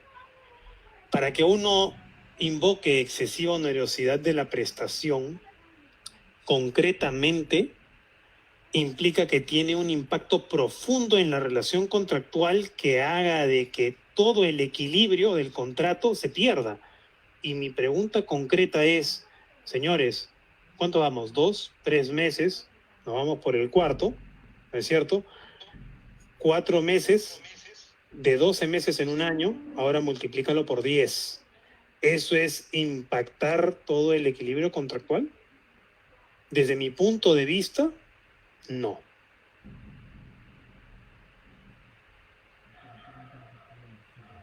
Gracias por su respuesta, doctor Carlos. Ahora pasamos a la siguiente pregunta de Adi Mego, que nos consulta. ¿La figura de la frustración del contrato debería ser trasladada al ordenamiento peruano? ¿Alguno de ustedes que prefiera contestar esta pregunta? Normal. Bueno, Yuri, ¿tú quieres? Yo pienso que sí. Te dejo explayarte, yo creo que sí. Yo siempre he dicho que este modelo italiano medio matizado realmente ha sido, en mi opinión, una mala decisión legislativa, ¿no? Yo pienso que sí sería importante regularlo. Sin embargo, creo que con los mecanismos que tenemos actualmente pactados en el código podemos llegar a una solución similar a como lo ha regulado los ordenamientos extranjeros. Ya expliqué que para mí, desde mi punto de vista, si la buena fe, no la cláusula normativa general de buena fe, en verdad está, bueno, utilicemos la palabra, no importa, ¿no? Prostituyéndose por todos lados y la invocan constantemente los distintos abogados que están en nuestro medio. Y para mí es importante darle un contenido. Es muy importante utilizar la figura de una manera acertada. No para figuras que están específicamente reguladas en nuestro Código Civil, sino para situaciones en las cuales no se haya podido colocar el legislador en distintos supuestos que puedan ocurrir. Hace mucho, no hace mucho, en el 2019 también, en un congreso que también organizó la PUC, se presentó el profesor Hans Bernd Schaffer, ¿no? Es un economista alemán que nos explicaba el por qué, y él es, como digo, ¿no? Es economista, y él explicaba el por qué para él la buena fe sí tenía sentido, ¿ya? A diferencia de muchos abogados o practicantes del common law, que para ellos literalmente ver pues cómo es que existe una buena fe integrativa que imponga un deber de conducta cuando las partes no se han representado, no se la representaron al momento de celebrar el contrato. El profesor Schaffer dice, señores, cuando los jueces o las cortes se colocan en la posición que las partes pudieron haberse puesto, tratan de imitar lo que viene a ser un full specified contract, que viene a ser un contrato totalmente especificado, ¿no es cierto? Que cubra todos los riesgos y todas las contingencias habidas y por haber. Y que un buen derecho de contratos, ¿ya? Un buen derecho de contratos trataría de imitar un full specified contract, ¿ya? Pero obviamente, pues, el legislador, como los abogados que asesoramos, somos seres humanos y no nos vamos a poder colocar en todos los supuestos habidos y por haber, ¿no es cierto? Y es por eso precisamente que él discrepa con otros profesores del análisis de económico del derecho de que la buena fe sí es eficiente. ¿Por qué? Porque trata de suplir aquella imperfección de las personas. Entonces, yo considero que si bien no se ha regulado, que debería regularse, sería importante que todos conozcamos cómo es que está regulado y no dejarlo al arbitrio de los jueces, ¿no? Considero que con la buena fe podemos llegar a esa conclusión. Ahora, claro, si me preguntan, ¿pero eso no te parece un poco peligroso, Carlos? Sí, claro que me parece peligroso. Ya nos explicó antes Leiser León, o el profesor Rómulo, o el profesor Fernández, en cómo es que en Italia, por ejemplo, cuando se dan unos supuestos similares a lo que nosotros llamamos, pues, ¿no? Plenos jurisdiccionales, nosotros paramos sacando plenos jurisdiccionales por abuso del derecho, pleno jurisdiccional para el tema de desalojo, pleno jurisdiccional para aquello. Vamos a sacar plenos jurisdiccionales por cualquier cosa. ¿Por qué? Porque necesitamos una suerte de predictibilidad en nuestras cortes. Y lamentablemente, la realidad de nuestro país es que no existe predictibilidad alguna en ninguna corte de Lima, Trujillo, Chiclayo o de donde quieran hacerlo. ¿No es cierto? Pero en Italia o en otros países este tipo de plenos tienen otro nombre, ¿no? Este tipo de plenos se dan por cosas, pues, importantísimas, ¿no? Por ejemplo, amparar lo que viene a ser los punitive damages regulados en el common law en Italia, y se saca y se convoca a todas las cortes para decir, señores, decidamos si es que puede aplicarse este concepto específico ajeno a nuestro derecho en nuestro sistema, ¿no? Ellos definitivamente no van a tener un pleno jurisdiccional para ver, oye, ¿cómo hacemos para determinar el contenido de la buena fe? Nosotros, desafortunadamente, hemos visto cada pleno jurisdiccional y encima que ningún pleno jurisdiccional se hace caso.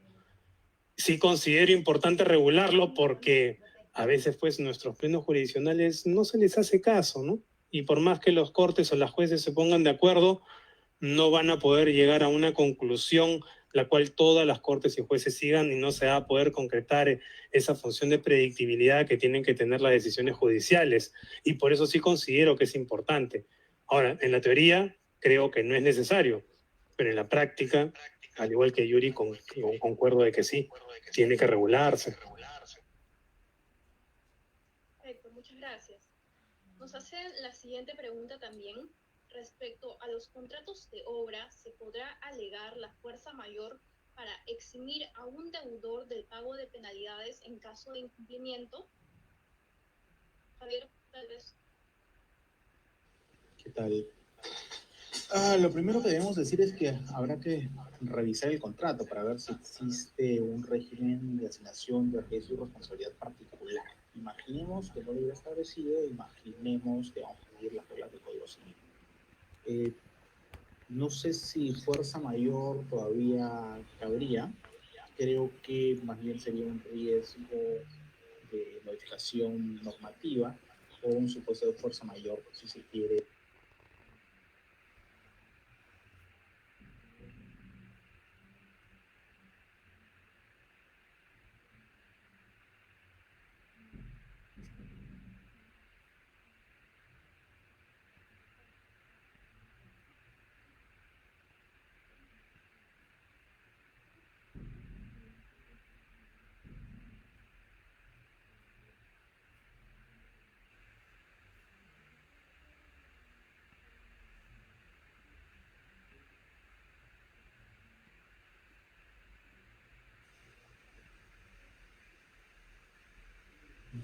Esto no creo que haya mucho que esperarse al respecto. Seguimos con la última pregunta que nos han revisado y es la siguiente. Siguiendo el principio de buena fe como deber secundario del contrato, si no hay renegociación, ¿ello se consideraría un incumplimiento?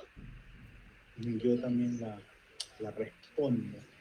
Ello es lo que he planteado, o invito a que revisen, no sé, algún comentario que he realizado, y ese artículo está próximo a publicarse. No menciono la revista, pero va a salir en los próximos meses. Entonces sí creo que calza perfectamente, ¿ok? Debido a que es un deber secundario de conducta y por lo tanto es una de las obligaciones adicionales que se encuentran dentro del contrato. Lo difícil va a ser probar que no hubo renegociación acorde a lo que exige el principio de buena fe, debido a que esa teoría todavía no está desarrollada. Entonces, lo que yo establezco es que sí, forma parte, pero todavía no se ha podido desarrollar el cómo probarlo, y creo que ahí sería algo difícil. Habrán elementos, indicios de otros campos cortar, escucha el retorno.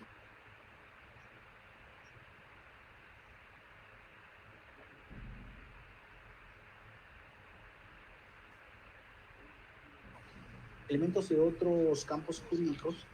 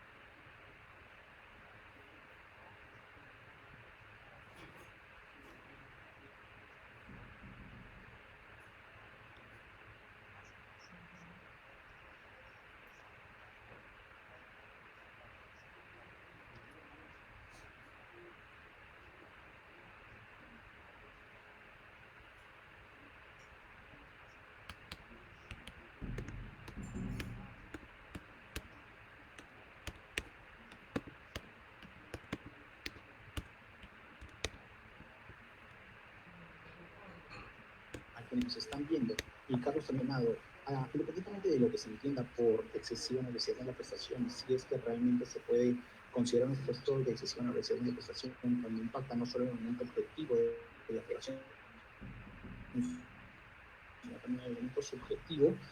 Creo que parte de la dificultad que tenemos para conceptualizarlo se debe a que las lecturas que tenemos obedecen a distintas regulaciones. Me explico. Por ejemplo, el Código Civil Italiano establece en el artículo 1664 que el incremento del costo de materiales o de mano de obra es solo a que se pueda revisar el contrato, el precio del contrato. El precio total. Y nosotros nos basamos mucho, por ahí tenemos una primera aproximación, pero también nos basamos mucho leyendo autores del Common Law. A finales de los 90 hubo un caso bastante conocido de Iron, si lo estoy pronunciando bien, Melverdun, en el cual se varió el precio del hierro chino en un 300%. Lo que se estableció es que eso era parte del riesgo de negocio, y aunque hubiera habido una variación tan alta de uno de los elementos, tenía que ser asumido por el vendedor. ¿Qué quiero decir con ello? He dado dos ejemplos muy extremos. Toda la doctrina está en el medio de ello, por eso es que no tenemos un punto exacto de sobre qué basarnos. Entonces, será un gran momento para poder desarrollar teorías ágiles, concretas, reales, que se puedan aplicar, ¿no? Bueno, si seguimos el mismo orden, bueno, yo lo que quisiera sí es comentar básicamente un aspecto importante que Yuri mencionó, que es sobre los contratos según el Common Law, ¿no? Y básicamente acá nosotros tenemos que tener en consideración que existen distintas teorías, ¿no? Seguramente Yuri ha leído a los clásicos, a Charles Fried, ¿no? Que decía, oye, el contrato tiene que entenderse como un promise, como una promesa. A Patrick Batalla, ¿no? Que indica, oye, tiene que existir una combinación de reliance con el enriquecimiento indebido. A Grant Gilmore, reconocidísimo, ¿no? Que en su teoría del contract law explica en cómo es que tiene que ser entendido en términos de detrimento del reliance.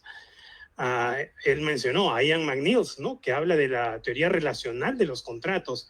Dory Kimmels habla de cómo es que un contrato es el sustituto de una institución social para el tema de promesas. Y bueno, también tenemos pues a Richard Forstner y demás autores, ¿no? De Chicago Boys que hablan de lo que es efficiency approach.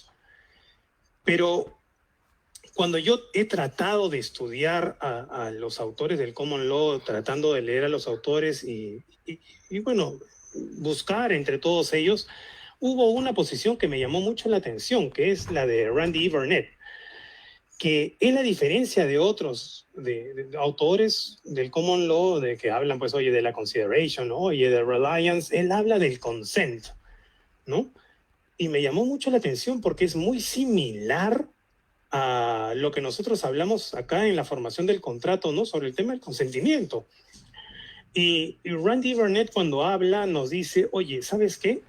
Nosotros podíamos aplicar la teoría de los contratos en el common law como si fuesen unos límites al consentimiento, ¿no es cierto? El consentimiento es lo que tiene que sustentar los contratos en el common law. Y nosotros tendríamos que poder ver estas figuras que se presentan ex post, ya como unos límites al consentimiento.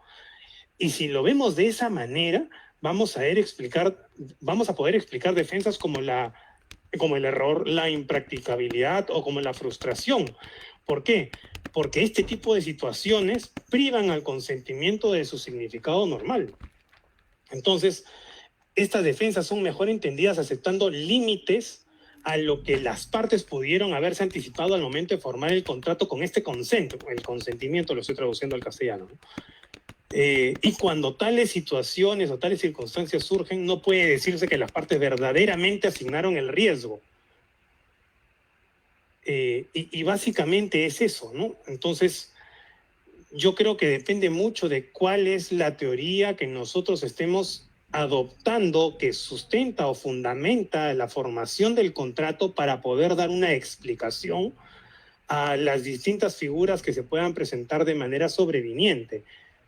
Y a mí me gusta mucho la teoría de Randy y los invito a todos para que puedan leerla. Es muy, muy buena. Está en Oxford Introductions of Law. Léanla y explica también el por qué él considera que no deben aplicarse las otras figuras y por qué sí sería mejor entendido el common law, al menos en la parte de lo que viene a ser law of contracts, en base al consent, ¿no? Y eso es todo. Muchas gracias. Gracias.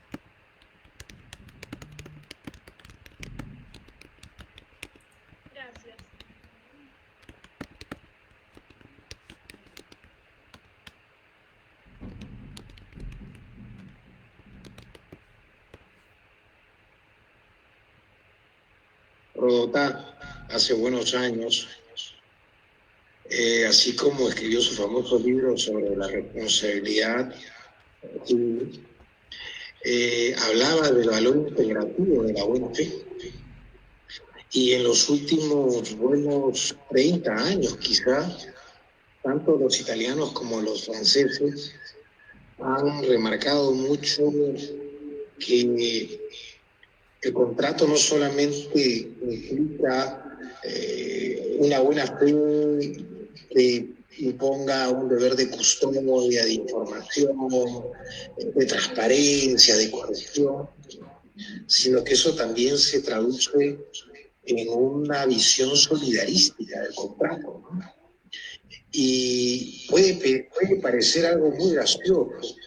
Yo lo comenté en un artículo de estos periodísticos que el ejercicio de la profesión me obliga muchas veces a escribir casi de manera telegráfica por ausencia de tiempo. Pero recordaba algo que a mí siempre me impactó. Los que son jóvenes no se acordarán seguramente de todo de la revolución que hubo en los años finales de los 70 en Polonia, cuando se liberaron de la dictadura gracias a este movimiento de solidaridad, el Lech Walesa, un obrero con una visión muy grande que después llegó a ser un gran político en su país y líder en su país, al cual se le adhirió un filósofo que trató de darle los fundamentos de la ideología que él profesaba y que posiblemente no expresaba como lo hizo Kirchner. Kirchner tiene un opúsculo muy pequeño que se llama La ética de la solidaridad. Y decía al momento de describir lo que significa la solidaridad, que la solidaridad, que es una versión profana del amor cristiano,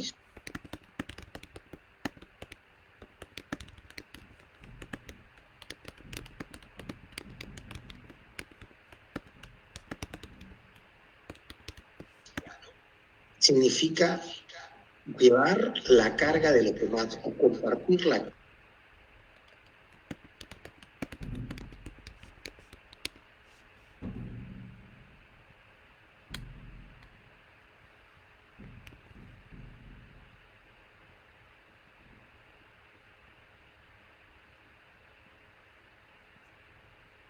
reducir a la parte que no sufre las consecuencias de un cambio de circunstancia.